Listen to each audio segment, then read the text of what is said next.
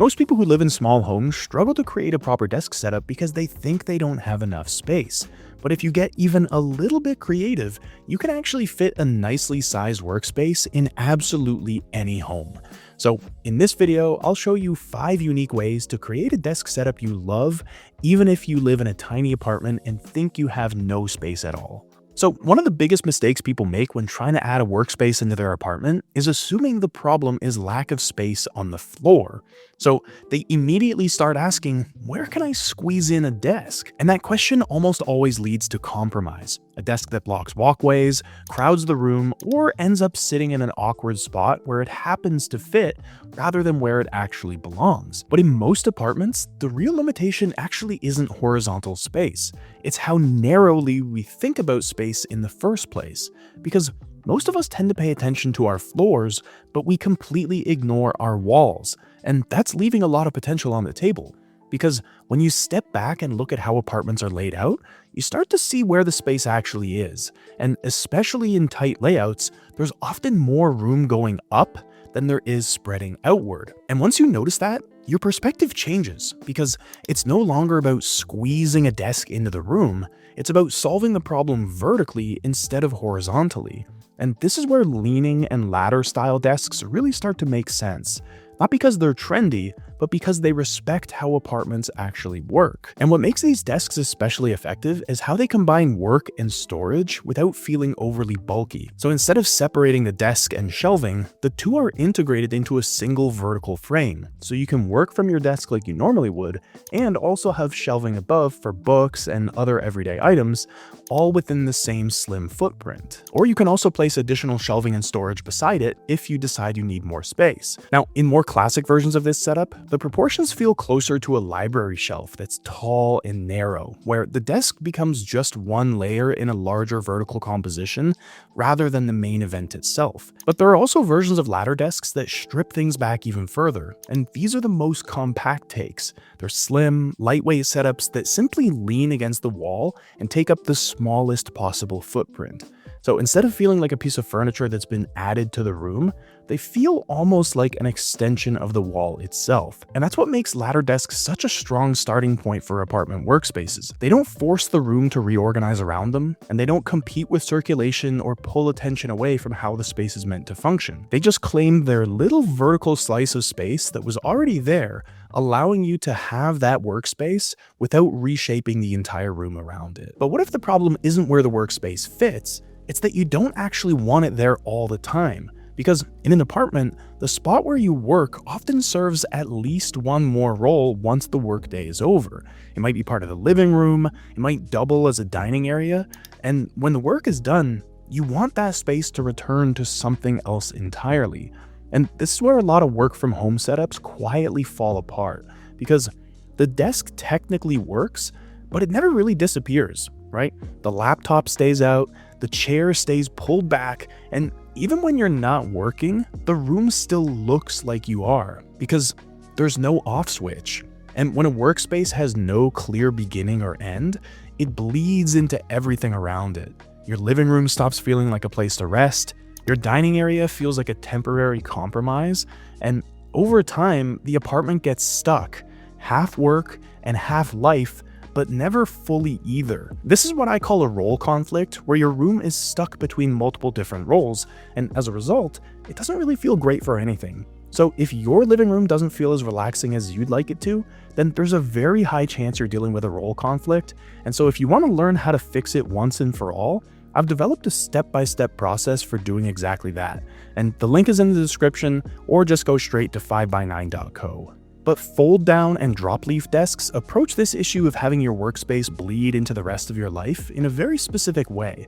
Not by saving space, but by letting the workspace disappear entirely when it's not in use. Because when you fold the desk closed, it's gone, and the room has the chance to reset. And a Murphy-style desk takes this one step further, because when it's closed, the desk becomes almost invisible. But when it's open, it gives you a full desk that you can work from for hours at a time. And some of these designs are disguised so well that they just look like regular cabinetry or shelving when they're closed up. There's no visible desk and no sign of a workspace at all. And it's only when you open them that the room shifts into work mode. But the specific style of desk you choose really isn't the point here. The point is that the desk stops being a permanent object and becomes a function that you can turn on or off. And that means that work exists when you invite it in, and it leaves when you're done. And in an apartment where every room needs to serve more than one purpose, that ability to fully put work away is what keeps your space from feeling consumed by it. Because when your workspace can disappear, the rest of the room finally gets to breathe. Now, another place a workspace can live without taking over the room is in spots that are usually overlooked or left undecided. And in most apartments, that's the corners. They're not obviously useful, so they often get overlooked, and because nothing is clearly meant to go there, they either stay empty or they just slowly collect things that don't really belong there. But the thing is, corners aren't awkward because they're small. They're awkward because they're undefined. But if you give them a clear purpose, they can become some of the most stable and functional spots in your entire home. Because they don't sit in walkways, they don't interrupt how the space flows, and they naturally feel a little tucked in, which is exactly what a workspace tends to love. And a corner desk takes full advantage of that. Instead of floating in the middle of the room, it settles into space that already wants to be contained. So the setup feels grounded without taking up any extra width, and the workspace gets this natural sense of boundary without using dividers or screens. And so the simplest approach here is to use a standard corner desk, which is designed to sit flush against two walls and give that corner a clear job. And that alone is often enough to turn an awkward, empty area into a highly functional workspace. But if you want something more built in, you can build a desk directly into your walls and shape it to follow the corner, which makes it feel less like furniture that was moved in and more like it was always part of the room. And some setups go even further, wrapping the desk around existing architecture like a column or a slight offset, which turns what would normally feel like an obstacle into the anchor of your entire workspace. But what all of these have in common is that they stop treating your corners as leftover space. And once those corners have a role, your room becomes so much more functional because now your work has a home and the rest of the apartment doesn't have to absorb it. And that clarity is what makes your space feel calmer, not because it got bigger, but because fewer areas are left without a job. Now, once you have this experience of seeing corners differently, something else tends to follow, and you start noticing that your apartment has more potential work zones than you originally thought, not because it has extra rooms, but because it has gaps. And I'm specifically talking about things like small offsets and recessed walls. These spaces that you've walked past thousands of times without ever considering that something could actually live there. Because most people assume that a workspace needs a full room, or at the very least, a big, obvious area. And when they don't see that, they just stop looking. But a productive desk setup doesn't actually need a ton of space. It just needs definition. And that means just enough enclosure to allow you to find your focus. And that's why Nook offices work so well, because they don't announce themselves. Instead, they take advantage of moments where the architecture already creates a sense of boundary. Two walls that come close together, a shallow alcove, the end of a hallway, or a window set slightly apart from the main room. And what makes them successful isn't their size, it's how they're framed. Because a desk that spans wall to wall instantly feels like it belongs. Natural light from a nearby window gives the space some direction, and even subtle shifts, like a different paint color, open shelving, or a change in material, they all help signal that this area has a distinct purpose. And the result is a workspace that feels separate from the rest of the room, but still not isolated. And this is generally the moment people realize they did have room for a workspace all along. They just weren't looking for it in the right way. But once you start noticing these overlooked gaps, your apartment feels less restrictive and more flexible. Again, not because anything physically changed, but because your space finally has clear roles instead of vague ones. And that shift from searching for more space to recognizing the space you already have, that's what allows your home to support you in your work without feeling like it's been taken over by it. Now, another creative option here is giving your workspace its own enclosed space. So instead of sharing corners or nooks with the rest of the apartment, you repurpose a closet into your dedicated workspace. And I know this might sound unusual, but think about it.